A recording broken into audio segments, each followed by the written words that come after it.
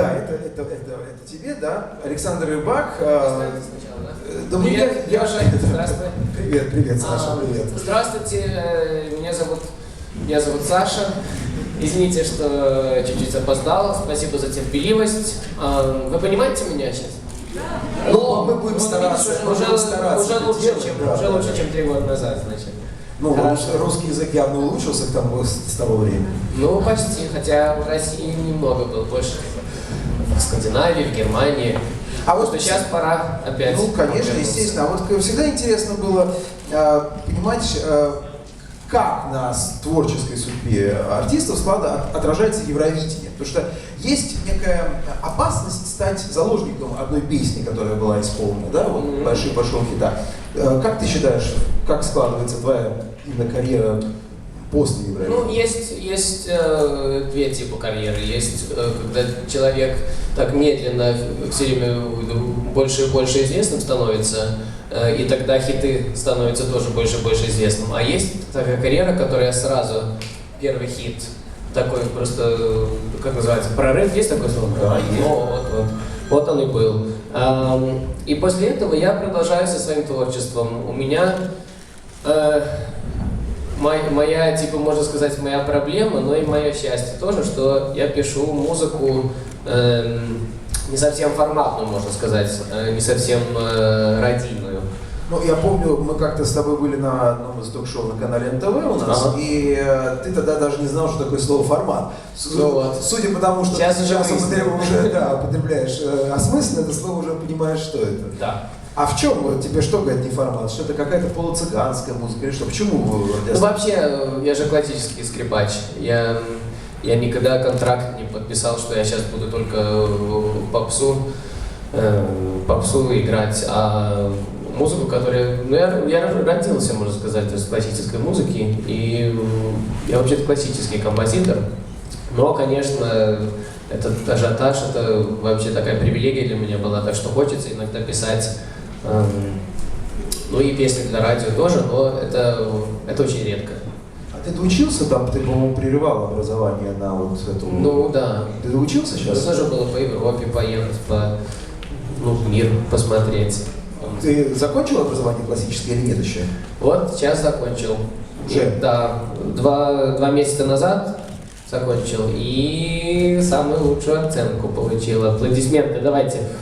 Или не надо. То есть ты сейчас профессиональный, дипломированный музыкант. Как выглядит профессия? Что записано в дипломе? Ну, мастер по скрипке. Мастер по скрипке. Видите, как бывает? То есть это не тот, кто скрипки делает, а кто на них играет. Норвежец. Да, если кто-то хочет на норвежском задать вопрос, пожалуйста. Мы не против. Прошу вас. Добрый день. Шарман Слава, журнал «Телепарк», Москва. Ну, судя по прогрессу в русском языке, все-таки ты достаточно часто, ну, если не часто, то, по крайней мере, несколько раз уже за это время, прошло 3 года, бывал в том числе и в Москве. В Украине. В Украине, да. В Азербайджане. У меня в данном случае вопрос про Москву, потому что, наверное, бывают какие-то, ну, как бы корпоративы и так далее, приходится просто работать. Вот. И, наверное, уже у тебя есть впечатление о Москве не как у туриста, там, который приезжает на неделю и знает там Красную площадь, еще какие-то вот такие вот сувениры, а именно... Шоу-бизнес. Нет, московский. нет. Именно вот какие-то места, которые тебе, когда ты приезжаешь работать в Москве, то есть у тебя, может быть, уже есть любимая гостиница, где ты там вот любишь останавливаться и просишь, чтобы вот тебе там делали. Или любимый там магазин, куда ты ходишь. Или вот какие-то любимые места в Москве, которые у тебя появились за эти 3 года.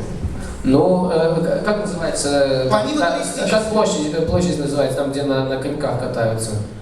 Ну, красная, очень красная, да. Там я очень часто бываю. И, ну, это как раз туристическое место. А вот в какой-то гостинице предпочитаешь остановиться? Или ты все время с какой целью вы все время раз. Ну, например, какая больше тебе нравится? Я не буду сейчас рекламировать разных гостиниц. Меня всегда сажают в разные места все время, но всегда в люкс. Это понятно. А может быть, есть у тебя какие-то любимые там магазины, или любимый там ресторан в Москве, или любимая там смотровая площадка где-то любишь? Ну, я просто не знаю, не помню, как называется. Там, как называется народный ресторан почти в центре Москвы? Макдональдс. Или Ну, подскажи мне. Елки-палки? Во. Елки-палки. Я даже вроде бы с Киркоровым там был. Нет? Пушкин, ну, Кстати, Киркоров это народный, да? Киркоров любит Макдональдс, так что вообще ничего тебе. Ну и по магазины у меня тоже есть любимые, и заводы, но это я не могу по телевизору такое говорить. А магазин какой? Книжный или... Магазин книжный, скажем, да. Спасибо огромное, спасибо большое. Я думаю, что есть и другие вопросы. Присутствующих в зале меня знают. Саша, тоже привет. Здравствуй, очень приятно тебя видеть. Боже мой, а чем вы так знамениты? Видно же. Ну, я думаю, реакция зала все ответила на этот вопрос. И вопрос такой, вот за годы после Евровидения, что в жизни у тебя изменилось? Мы уже про Гартес говорили об этом. Очень интересный вопрос. Ну, вот что-нибудь мне новое хочется ответить. Ну да, тем более я уже об этом Вот спрашивал. перед Евровидением у меня очень плохое было самочувствие, когда я тратил время на компьютерные игры вместо того, чтобы заниматься творчеством. А сейчас у меня плохое самочувствие каждый раз, когда мне приходится заниматься творчеством, вместо того, чтобы в компьютерные игры играть. А социальные сети, Facebook и все такое. Ну, сейчас я лучше, больше там Твиттер и Фейсбукер. Да, сейчас Твиттер это вообще у нас это главный тренд выяснять друг с другом отношения с помощью Твиттера. Спасибо большое. Еще вопросы, пожалуйста. Прошу вас. Добрый день, город Киев, Украина, газета «Бульвар Гордона». Саша, здравствуйте. Привет. Рада вас видеть еще и здесь, не только в Киеве, где вы довольно часто бываете. Я снимал клип там тоже. Да, вы снимали клип, и год назад у вас был совершенно потрясающий концерт с молодыми украинскими исполнителями, с детьми.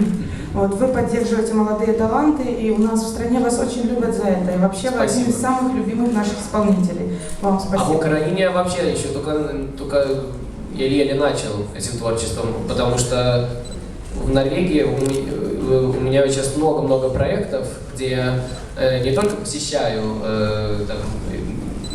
оркестры молодые, но еще и занимаюсь с ними 3-4 дня перед концертом. Локальные такие, не обязательно самые лучшие оркестры. Самое главное, чтобы таланты были. И я специальные аранжировки делаю на мои песни, на другие там известные, Coldplay, Робби Уильямс. И я хочу показать и им, и публике, что можно использовать скрипку и свой инструмент не всегда как-то традиционно. Да, чтобы им интересно было, чтобы они не попробовали там на скрипке поиграть 2 года и потом сразу опять в футбол начать или что-нибудь такое. Это не скучно, да?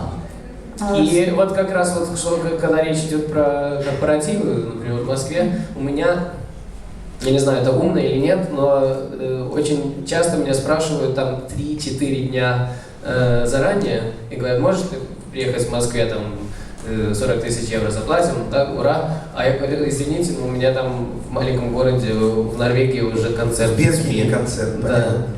А вопрос же? Да, собственно говоря, вопрос. Вот когда вы выступали с детьми, вы говорили много о своей любви к детям и даже признались мне в интервью, что мечтаете стать отцом и что будете работать в этом направлении. У нас Киркоров тут уже работает.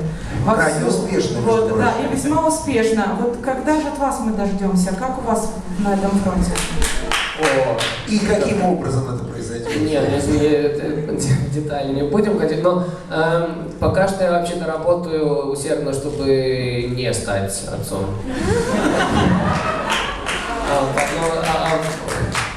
Дети мне очень-очень нравятся, и у меня, как называется, племянница?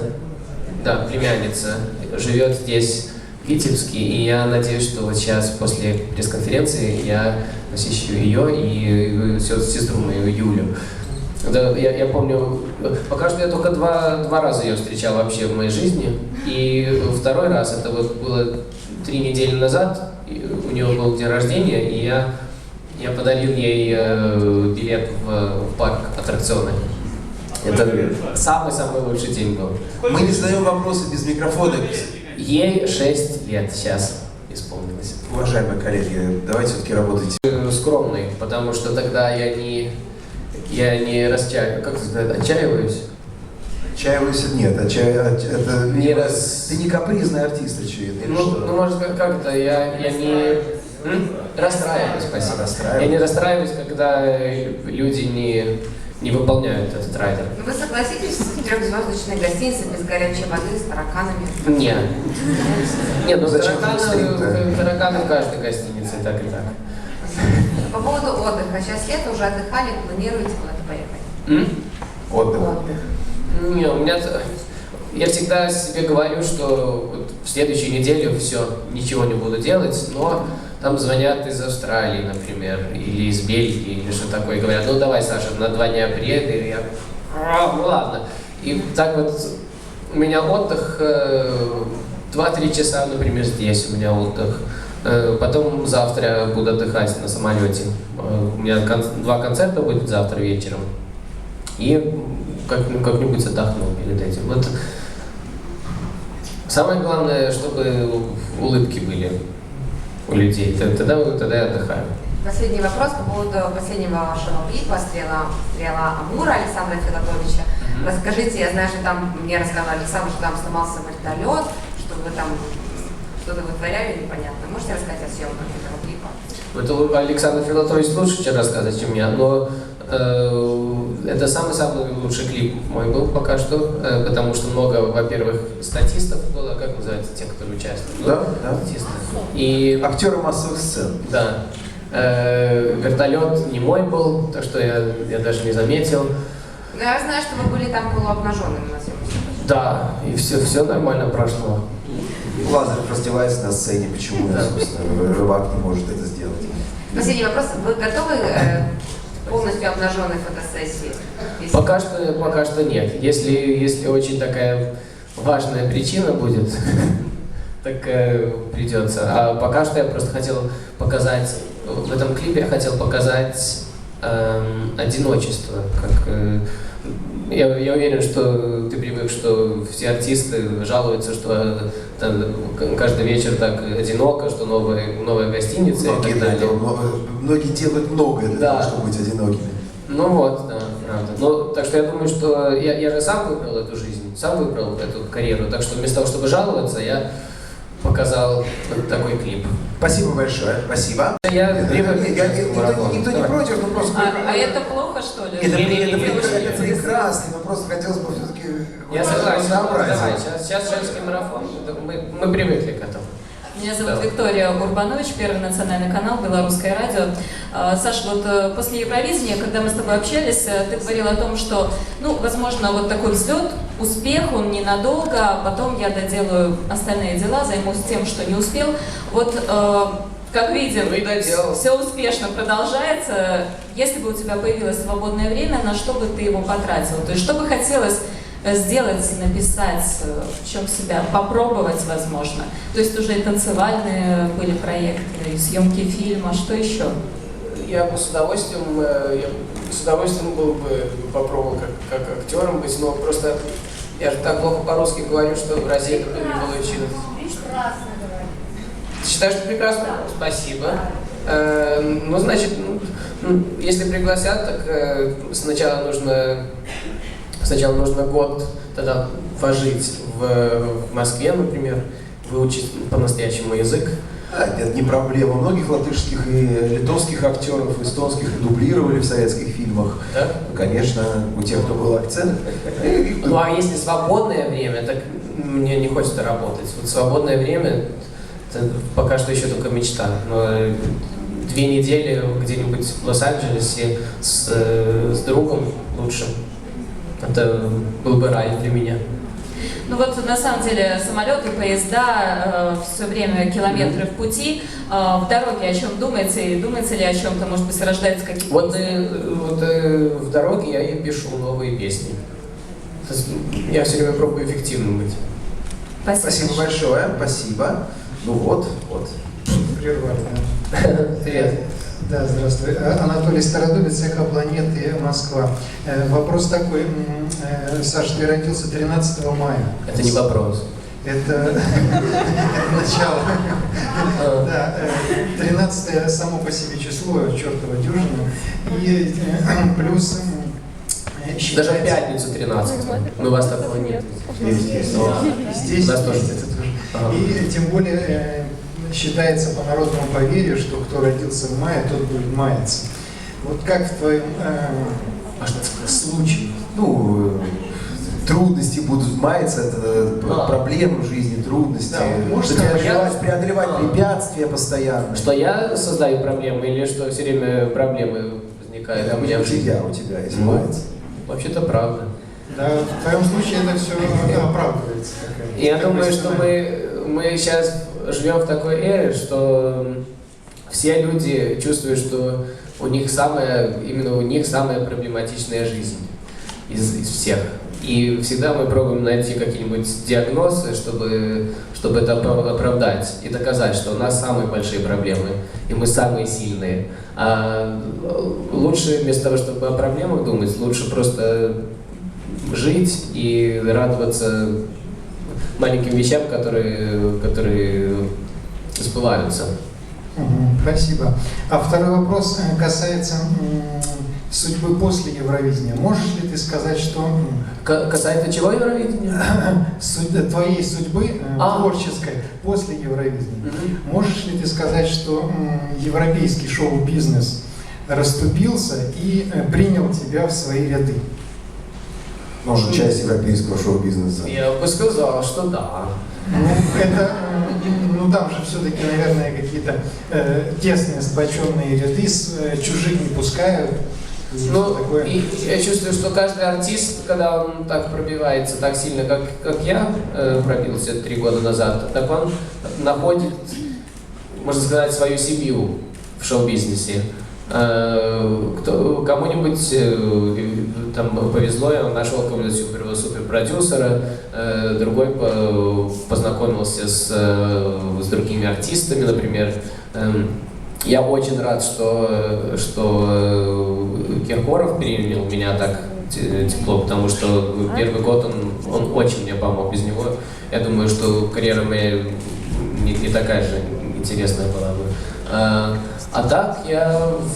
Мне кажется, даже можно больше речь-то идти не о западном шоу-бизнесе, а о нашем шоу-бизнесе, российском, потому что ты все-таки гражданин Норвегии, ты до этого много в Норвегии что делал, связанного там, в том числе и с публичной музыкой, да? Конкурсы, телевизионные проекты. А здесь вообще А здесь да, поэтому, мне кажется, вот именно наш российский шоу-бизнес, люди, с которыми тебе вдруг неожиданно, о существовании которых ты даже не подозревал, да. Но вот с ними вдруг неожиданно тебе пришлось конкурировать. Они-то как вообще к тебе относятся? Что ты чувствуешь в сборных концертах? Какие взгляды? Я чувствую вообще фразы? большую привилегию, потому что на всех моих концертах вот здесь, в Восточной Европе, Восточной. Приходит очень разнообразная публика. Там бабушки со своими внучками. А вот это понятно, а коллеги, вот, которым ты конкурент, российские артисты. Но они вот опять привилегия, потому что здесь они вместо того, чтобы конкурировать со мной, так они приглашают меня играть на своих концертах. Например, конечно, я опять могла Киркоров сказать, что очень-очень-очень хорошо, что я с ним дружу, но еще больше честь, например, что меня пригласила лично Александра Бахмутова исполнить ее песню «Старый клен», да, вместе с ней. Так что я чувствую, что все генерации меня приглашают. Все поколения. И последний вопрос, можно уже какую-то карьеру, известность, потому что там все-таки огромный рынок сбыта, не только кино, но и шоу-бизнес. Ну, да. У тебя складывается с Америкой или у тебя Не, хватает? я никогда не пробовал. Я отказался от, как ее зовут, Эллен Дженнерс, Эллен Шоу, отказался Опра Уинфри. Я сразу понял, что у меня здесь такой рынок хороший, что я не буду сейчас пробовать там зазвездиться и думать, что я выиграл Евровидение в Америке. Просто гораздо лучше быть большой звездой в маленькой стране, чем маленькой звездой в большой стране. Так что никакой смысл покинуть. Это то же самое, что если у тебя жена преданная, да, хорошая, красивая девушка, и вот вдруг ты встречаешь какую-нибудь, которая у нее там еще красивее ноги, например, да? Ты же не бросаешь свою жену и сразу... Ну, некоторые бросают, да, но я не хочу бросать свою жену. Спасибо большое. Не хватает реально. Но мне очень важно, чтобы женщина была со мной, если не физически со мной, то хотя бы, чтобы она все время готова была на СМС отвечать. Пока что такого еще не нашел. Я знаю, что она где-то ждет меня. Спасибо большое. Прошу вас. Здравствуйте, телеканал СТВ, Оксана Лашкевич, Беларусь. Скажите, пожалуйста, Александр, вы же по национальности белорус? Да, 100%. Белорусам присущи такие качества, как трудолюбие, терпение и самосведомость. Своя национальная годность. А гордость? Да, будем так. Скажите, вы чувствуете эти качества в себе, несмотря на то, что вы уехали довольно-таки рано из Беларуси, но тем не менее вы чувствуете, что, например, норвежцы, они абсолютно отличаются от вас в характере, в поведении? В Скандинавии у меня иногда такая есть проблема, потому что я очень хочу, чтобы все было, как это сказать, perfectionism, что все было идеально. Да? И я очень часто сержусь на людей, которые обещают сделать что-то, да, партнеры какие-нибудь, и потом я должен им имейл писать каждый день, сейчас уже. Но для вас не проблема работать, например, ночью? Нет. Так наоборот, у меня концерты у меня всегда вечером поздно, и после этого мне еще хочется там написать песню или две. Так что, ладно, давайте. Да, нет, пожалуйста. Трудно, как вы сказали первое, трудолюбие. Вот это как раз у меня есть. Очень трудолюбивый народ. Да, но я заметил вчера, когда мы в гримерке сидели, так многие другие там и в моей команде, многие другие артисты хотели просто поговорить друг с другом, побеседовать, а я не мог. Я должен был быть сконцентрирован, я 1000 раз бегал туда-сюда, проверял, что у них правильные треки, чтобы все было. Но вы знаете, что... Но это, по-моему, очень западный как раз подход к делу. В российском шоу-бизнесе 3 главных слова. Ну, российское, да, но не белорусские. 3 главных слова в российском шоу-бизнесе — это срочно, быстро, хорошо. И бесплатно еще при этом. Зато это третье слово, что ты сказала? Гордость. Вот этого у меня нету. Это тем меньше гордости, чем... В хорошем понимании нации. Гордости нету в хорошем понимании. Спасибо большое. Да. Это, кстати, тянет на афоризм. Тянет на гордости, нет хорошего понимания. Александр Рыбак. Еще один вопрос. Хотелось бы узнать, предполагаете вы когда-нибудь у нас жить? Переехать или какой-то период своего времени? Хотелось бы дачу здесь, чтобы можно было посещать бабушек, Олю, Алиашу, Юлю. Хотела бы сказать, что мы вами очень гордимся и ждем вас. Спасибо. Вот как раз можно другими гордиться, это как раз позитивно. Так что здесь я согласен с вами. Спасибо большое. Вопросами экологии, то есть экотранспорт, экоеда, насколько знаю, вот целое дело в супермаркете. Да. Ну и правильно, что заботитесь. Вот ваше отношение к проблемам экологии, сами вы, например, выбираете еду себе, чтобы она была обязательно со значком эко? Очень редко. Ну, у меня есть там три разные мусорницы для пенопласта и все такое, да. А кроме этого, я не слишком много думаю об этом, потому что я просто очень облегчен, что есть профессионалы, кто думает об этом, а я не хочу там переборщить и целый день говорить и думать о зеленом мире. Я музыкант.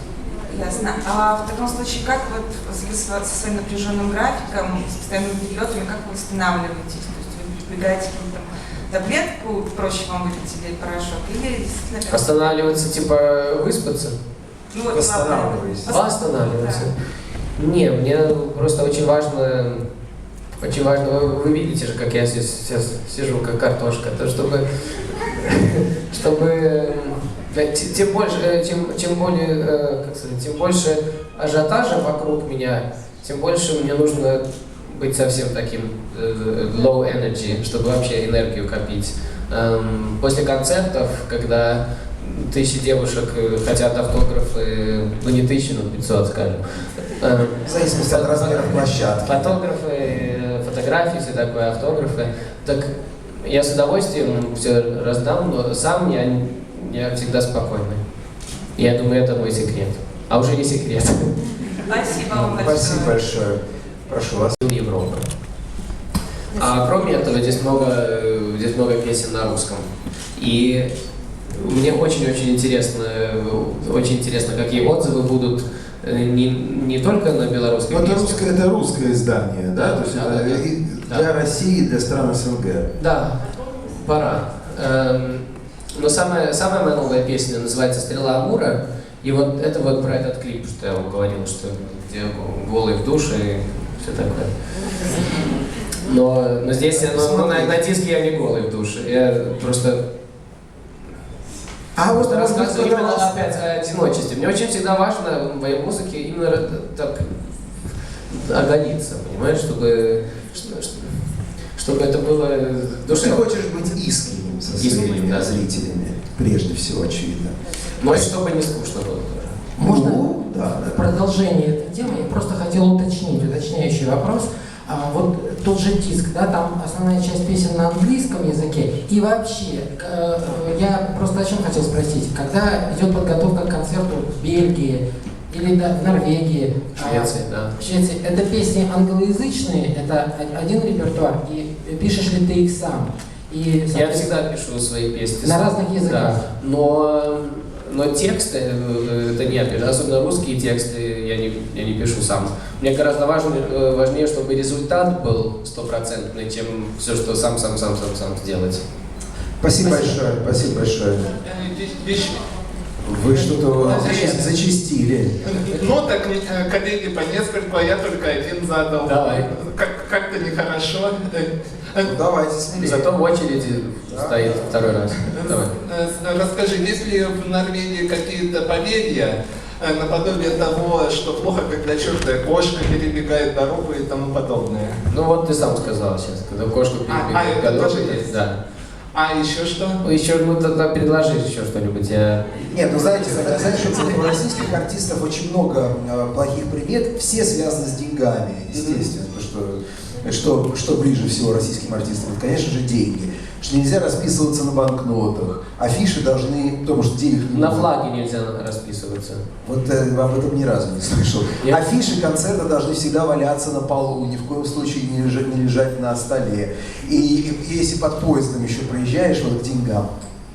Тоже можно сказать. А вчера я что я сказал тебе, Яна, что когда у меня когда я вижу, что у меня больше ручек после концерта, чем перед концертом, так это значит, что хороший концерт. Вот видите, какие приметы. Какие еще приметы у Александра Рыбака? Не знаю, скоро придумаем. Прекрасно. Расскажи еще, может быть, вот в последний год, что самое позитивное у тебя было? Хороший вопрос, очень. Я не знаю, рассказывать типа такие ажиотажные вещи, что я встретился с Барак Обамой. Ты агент Госдепа, понятно. И с Уилл Смитом в тот же самый день. Но мне все-таки... Черный день в твоей... Все-таки самое лучшее для меня было это встретиться с Уилл Смитом. Мне не важно, какой статус у человека, самое главное, это мой кумир или нет. А Обама кумир?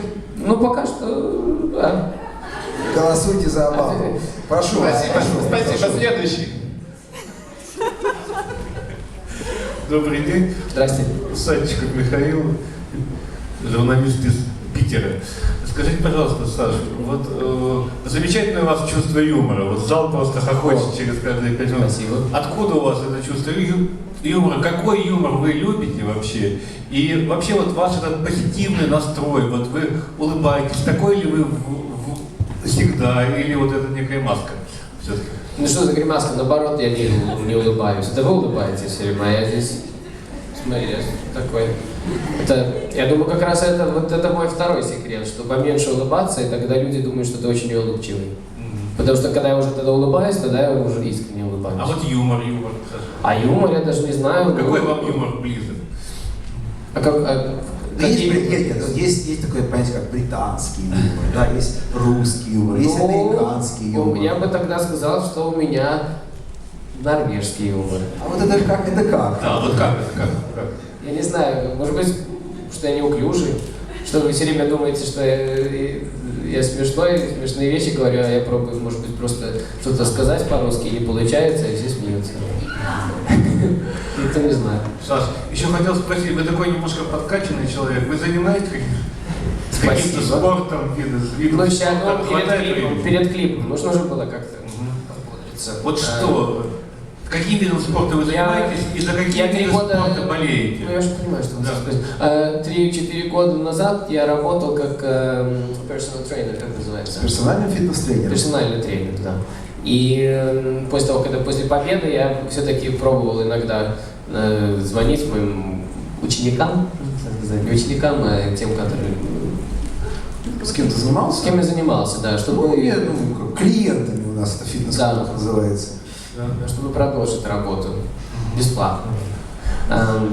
Можно мне, пока я забуду, пока не забуду, мне так нравится ваша страна, мне очень хочется, чтобы вся Европа почаще приезжала в Белоруссию.